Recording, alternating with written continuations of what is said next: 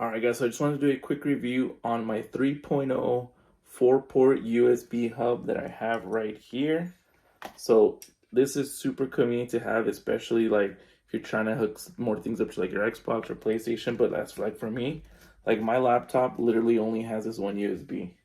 Like that's it. So I have the charger, a USB and a Type-C, and that's it. So I try to do a lot of things from my computer, especially like I'm traveling or something. So this comes in super handy. So if I plug this in, it's plug and play. Like I don't have to install any drivers or anything. That literally I just plug in, it's good to go. So I'm able to plug in like my USB, which I always need. Then I have like my webcam right here.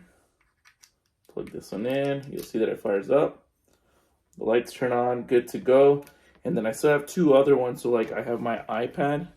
If I need anything directly from there, I'll go ahead and hook that up. Or maybe I just need to charge it, whatever the case may be. I'll go ahead and hook up my iPad. And there you go. I still have an extra port 3.0 hub to go to. Like I said, so many uses for this.